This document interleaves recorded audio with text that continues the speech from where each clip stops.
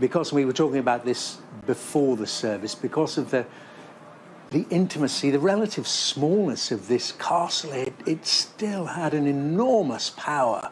Yes, absolutely. And an absence of fear. In many state funerals, there can be, in history, but even today, there can be immense fear. The absence of fear has been one of the most striking aspects about today. And here she came. There was a sense of her coming back to the place that she loved.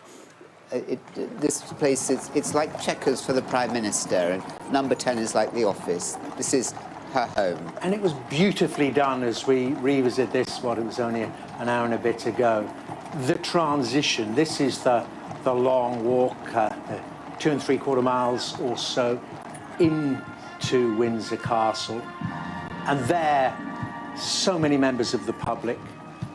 And then this moment when they enter the walls of the castle, and then her military escorts hand her over to her family, and she goes to the chapel where she spent so many hours worshipping. And her faith so much at the core of the person that she was, that humility that she had, and the chapel, she loved having it, as we were hearing, so close to where she lived. She must have spent many hours imagining these very events, and perhaps somewhere she is looking down on it and smiling. It's gone well, hasn't it? That is a very good point. And again, you know, said about funerals, isn't it?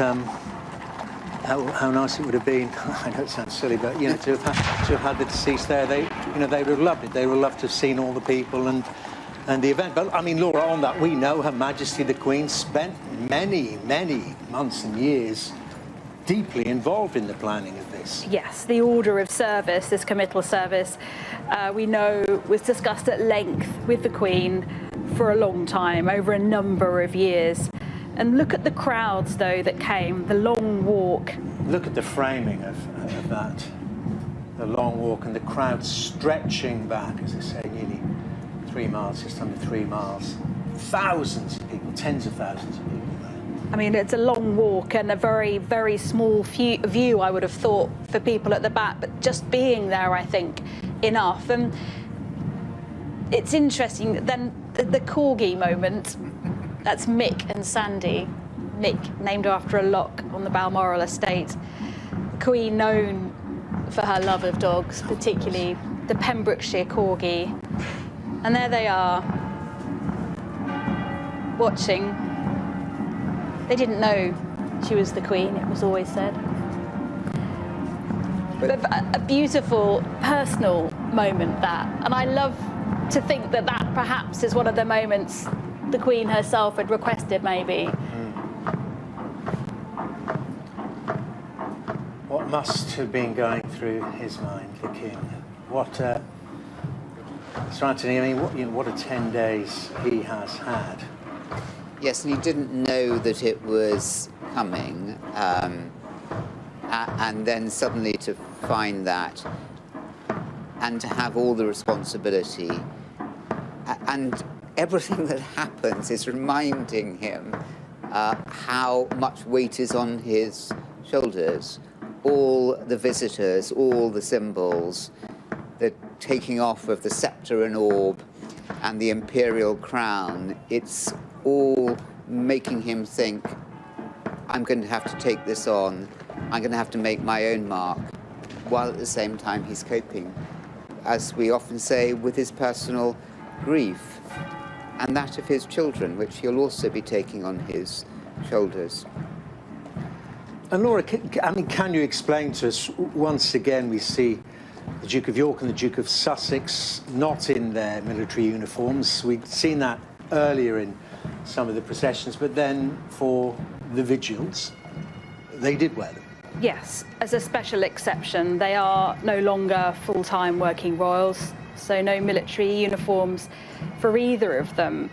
But we did see at both the vigils led by the King on Friday evening, and then by the grandchildren on Saturday. Both the Duke of York and the Duke of Sussex were allowed to wear military uniform for that moment. And it must, you imagine, have meant a lot to them to wear that uniform as they mounted the vigil around the Queen's coffin. It's incredible. Just looking at the weather there, you can see it sparkling off the medals, how there is no sun here now. The clouds, the grey clouds are hanging over Windsor. I find it quite moving and striking almost that there is such a change in the weather at the end of this service.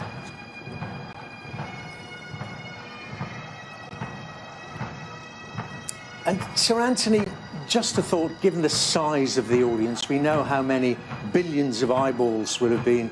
Do we know? Been watching. There were estimates, but it certainly is in those kind of numbers. How many, I do not know. But just how will this be viewed externally, internationally? Are they looking at this and thinking, well, this is what Britain is? Or is it just that, you know, we do this ceremonial tremendously well, and we are a 21st outward-looking modern society? Well, there's so much to like and admire aesthetically, isn't there? The uniforms, the pageantry, the customs, even the Union flag is attractive. On the Mall, those pictures with the Union flag on either side. I often been thinking, what will this audience of 1 billion, 2 billion, I don't know what it is, actually think about it? They'll see a country that clearly has an immense reverence for history, which is very unusual in the world. The monarchy, the longest lasting monarchy. But they'll also think that there's a country with a new king who is known for modern views. His views on the environment were ahead of many politicians. His views on an education that develops the whole child and well-being, mental health, all of it. As we see Her Majesty's coffin being borne aloft once again by the bearers before it was brought into up the west steps into St George's Chapel. Well, of course, we have had the privilege of witnessing so many of these moving moments with you today, from the arrival of all those world leaders at Westminster Abbey earlier, through to the departure of the King from St George. Let's turn now to our royal correspondent, Laura Bundock, who's been here with me at Windsor Castle. And Laura, I want to ask you, and I want to ask everyone from Sky News who's been involved in presenting this coverage, you know, what is the moment that you will remember from today most? I think one of the big moments here was the moment we saw the royal standard raised here. It was replacing the Union flag, which had been flying at half-mast. But of course, as soon as the King arrives, the monarch arrives, the royal standard is raised. And of course, it's raised for a king for the first time here in Windsor in 70 years. And it is, of course, today very much a farewell, a funeral. And you see the procession as it approached the castle. But I think the raising of the flag, the royal standard, is just a complete visual reminder of the continuity of the crown. And still it flutters high there above us. I think for me, Laura, it was just that poignant moment that put the full stop, as I said earlier, on it. Was when the Lord Chamberlain broke his wand of office and placed it on the coffin before it was lowered in to the royal vault. I mean, there was one other poignant moment. We talked about how well rehearsed and planned the months and years that have gone into it, but there are those that you can't plan. And you mentioned there the corgis. Well, I think it was Her Majesty's pony Emma, as that procession up the long walk took place, the pony was stood there and it started pawing at the ground. Now, I know a little bit about horses. That's, you know, a sign of slight distress. It was saying its own goodbye. It was stuck in the throat a bit. Let's bring in my colleague Anna Botting at Westminster Abbey, where, of course, all of the attention focused earlier today as the nation fell silent for the funeral. And Anna, It certainly has been a day all of us will never forget. Yes, and as you said, Dermot, a real privilege to watch history at such close hand. But for me, I suppose I'd been warned about the building cacophony of sound from the muffled pipes and drums that was making its way from Westminster Hall, where the Queen had been lying in state, towards Westminster Abbey, where I am now. But then it stopped, and then the beat, that cadence of procession, continued rhythmically.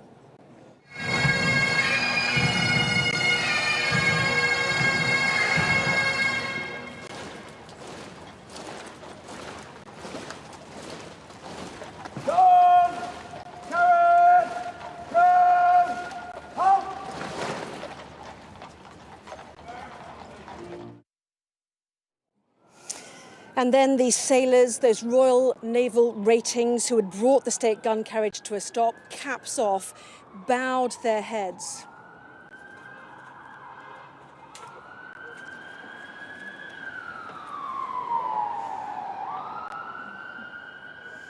And as Her Majesty was carried into the West Gate of Westminster Abbey, a salute then from those members of the royal family in ceremonial uniform, thereby excluding Prince Andrew and Prince Harry, two veterans of war.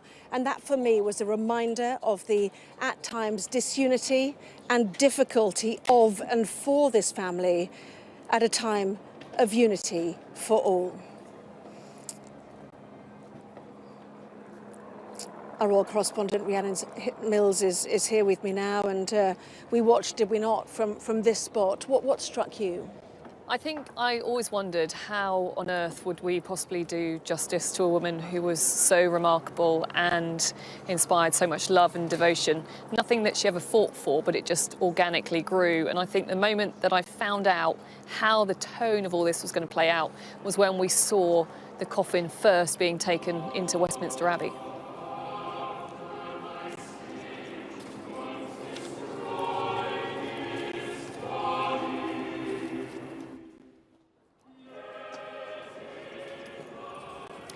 From there, I think, through all of the services and the display and the military pageantry that we've seen today, it really was an afternoon that summed up everything that the Queen represented and everything that really mattered to her. So in the Abbey there, once again, as she did in life, in death, unifying the world, bringing all of those global leaders together. However, it was those touches of informality that I think will shine out to so many. The flowers on top of the coffin there from her son, and also the sight of her dogs, Sandy and Mick, at Windsor Castle. I think showing all of us again a reminder of the more grandmotherly figure that we have come to know and love in recent years.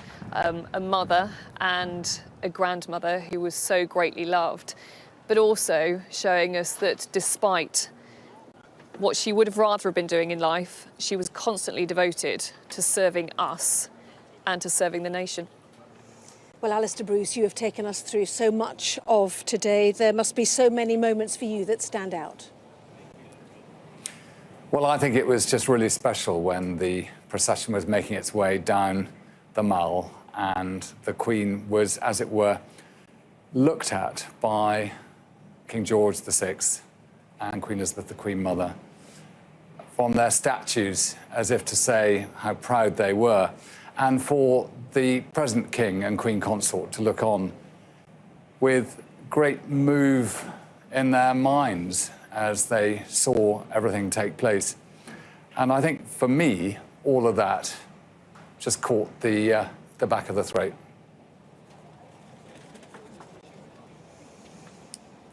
Well, of course, Her Majesty's coffin is now in Windsor. Their Queen back home. My colleague Kay Burley is there. And Kay, what has been the most moving part of today for you?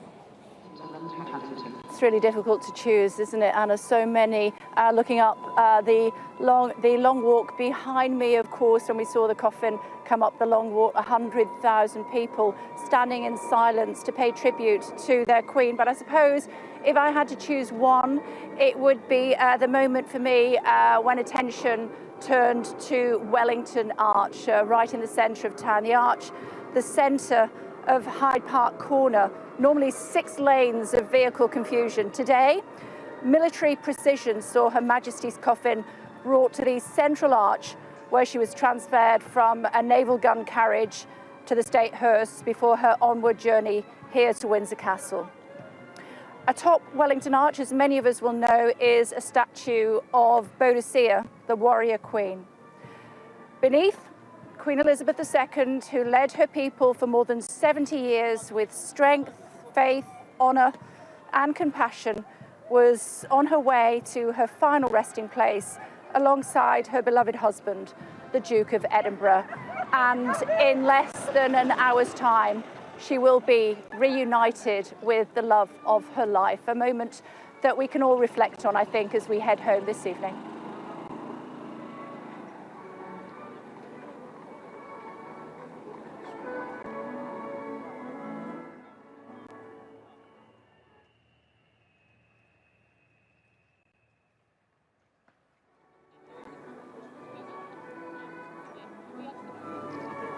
Words of Her Majesty Queen Elizabeth II herself.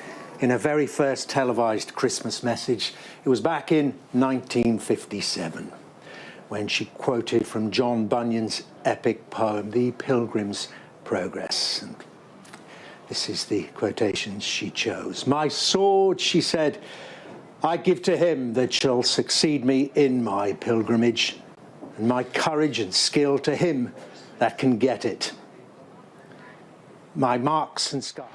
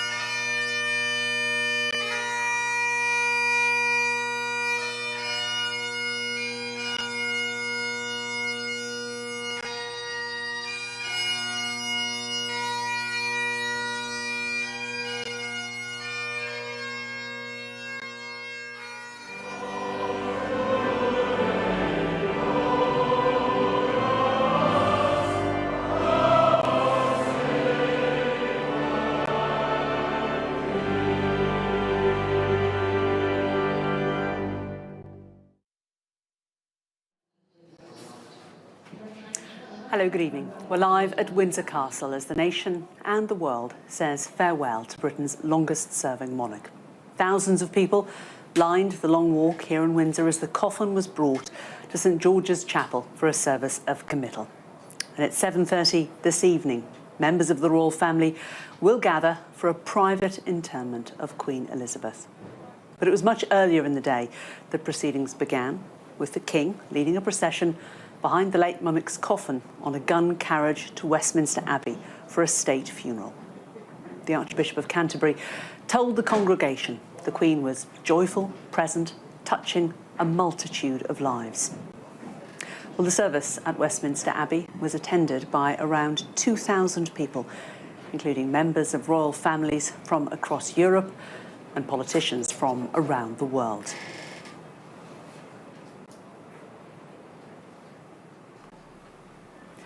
World leaders in attendance included the French President, Emmanuel Macron, alongside his wife, Brigitte.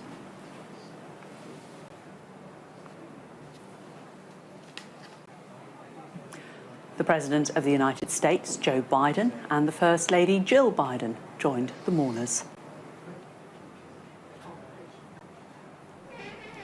The Prime Minister of Canada, Justin Trudeau, was among the Commonwealth leaders in Westminster Abbey. Among the last to arrive were the leaders of the home nations, First Minister of Wales, Mark Drakeford, and First Minister of Scotland, Nicola Sturgeon.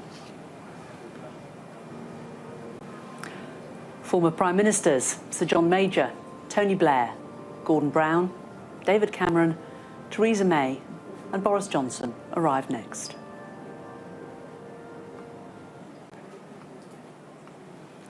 The current Prime Minister, Liz Truss, then entered the Abbey with her husband, Hugh O'Leary.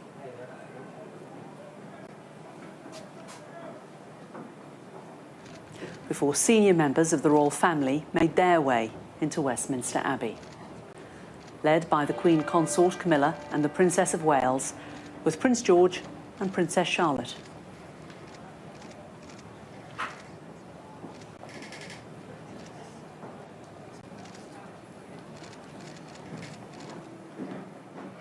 Well, once all the guests were inside the Abbey, the Queen's coffin was brought from the Palace of Westminster.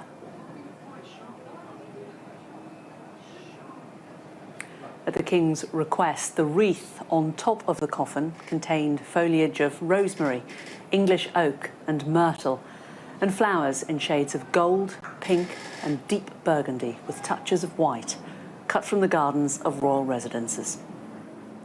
The coffin was lifted and carried in procession to the state gun carriage of the Royal Navy. Around 6,000 representatives from all three armed services were involved in the procession, with 98 Royal Navy sailors pulling the 123-year-old gun carriage. It followed the tradition set at the funeral of Queen Victoria in 1901. 200 musicians formed the procession, led by pipes and drums of Scottish and Irish regiments, the Brigade of Gurkhas and the Royal Air Force.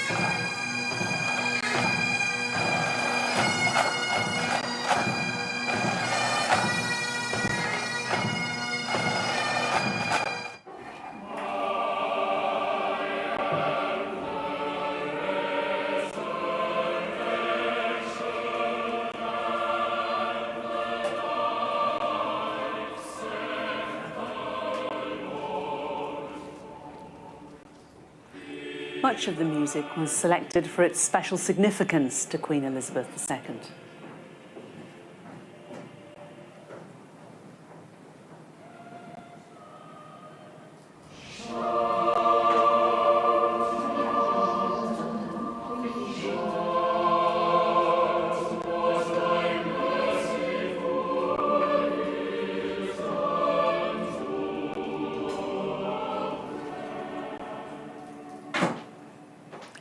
At the Abbey, the King and the Queen Consort walked immediately behind the coffin, followed by the Princess Royal and her husband, Vice Admiral Sir Timothy Lawrence, the Duke of York, the Earl and Countess of Wessex, and the Prince and Princess of Wales.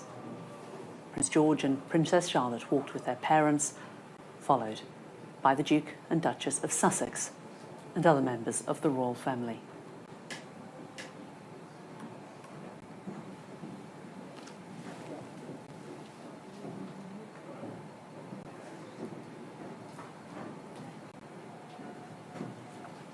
The Archbishop of Canterbury gave the sermon and praised the Queen's selfless service.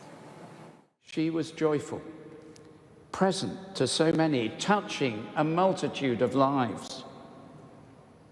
And we pray today especially for all her family, grieving as every family at a funeral, including so many families round the world who have themselves lost someone recently.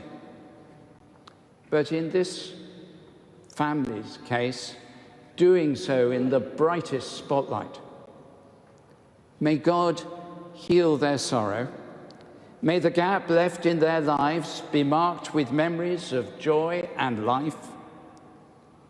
Her late Majesty's broadcast during COVID lockdown ended with, "We will meet again." Words of hope from a song of Vera Lynn. Christian hope means certain expectation of something not yet seen. Well, towards the end of the ceremony, the last post was played by the state trumpeters of the Household Cavalry.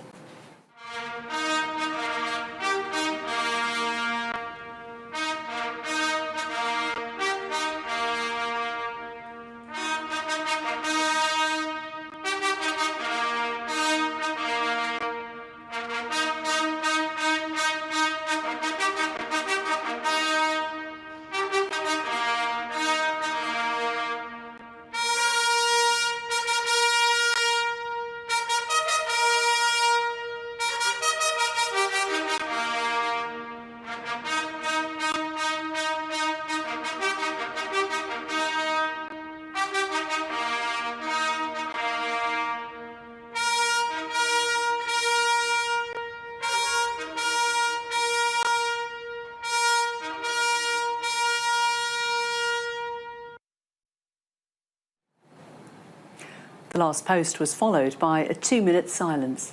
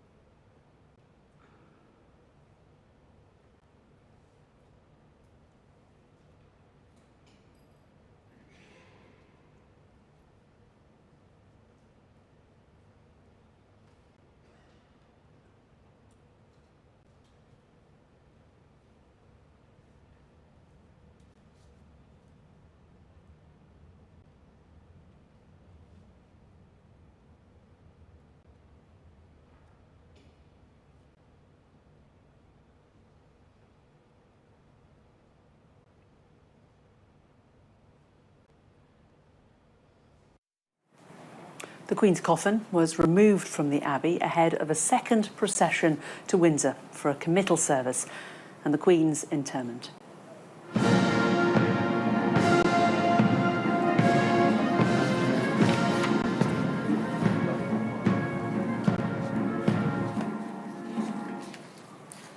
The King and members of the royal family again walked behind Her Majesty. The Queen Consort, the Princess of Wales, the Duchess of Sussex and the Countess of Wessex, followed by Carr. The procession, including detachments from the armed forces of the Commonwealth, made its way through Parliament Square. Big Ben tolled throughout the slow march onto Whitehall and past the Cenotaph. The procession then made its way down the Mall, taking the Queen past Buckingham Palace for one final time.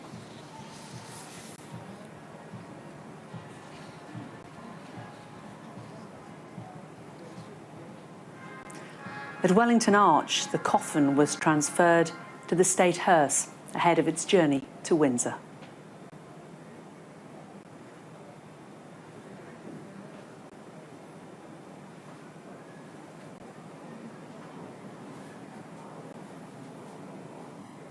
And as the procession departed, the parade and the King gave a royal salute as the national anthem was played.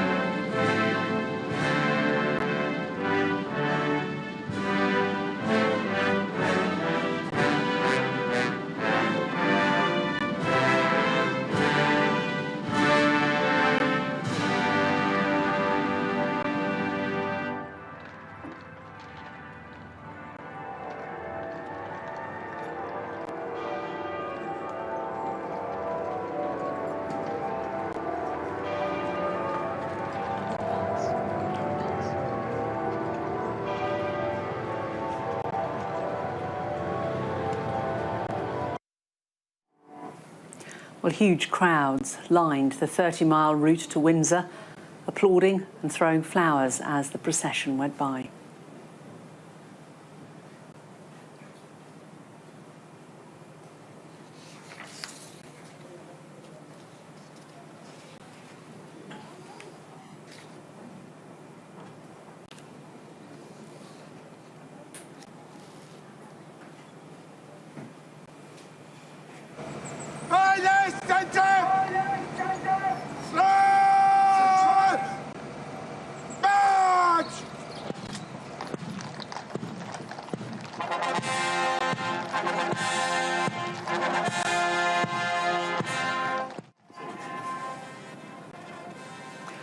On arrival in Windsor, the State hearse joined the procession ahead of the journey up the Long Walk to St George's Chapel.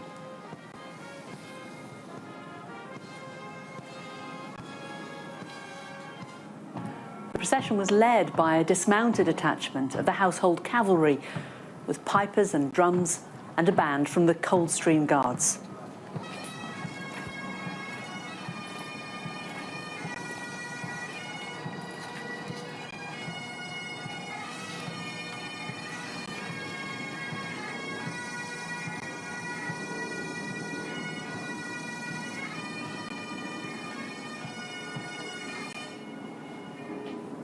Queen Elizabeth's remaining corgis, Mick and Sandy, waited for the arrival of her funeral procession in Windsor. The dogs will now be cared for by Prince Andrew and his former wife, Sarah, Duchess of York. The King and members of the royal family then joined the procession in the quadrangle at Windsor Castle. Minute guns were fired on the east lawn by the King's Troop Royal Horse Artillery. The procession ended at the bottom of the west steps of St George's Chapel. where the bearer party lifted the coffin from the state hearse and carried it in procession up the west steps. The 1st Battalion Grenadier Guards provided a guard of honour.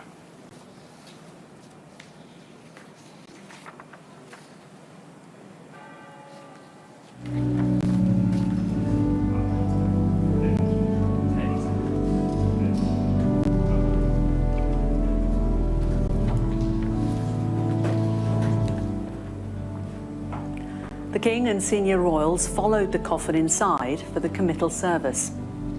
The Dean of Windsor gave a reading from Revelation 21, verses 1 to 7. The same passage was read at the funerals of the Queen's father, King George VI, in 1952, and her grandparents, King George V in 1936 and Queen Mary in 1953.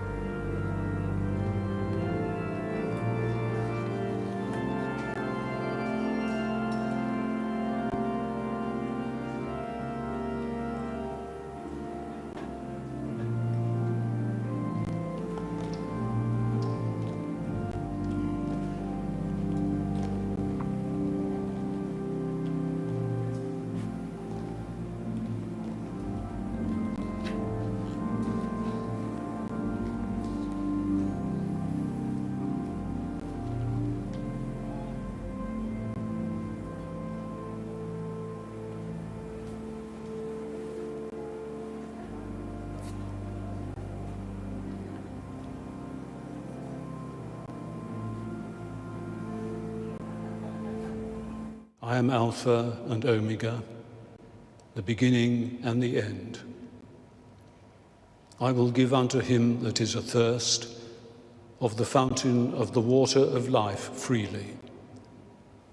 He that overcometh shall inherit all things, and I will be his God, and he shall be my son. After the final hymn, the King placed the Queen's Company camp colour of the Grenadier Guards on the coffin.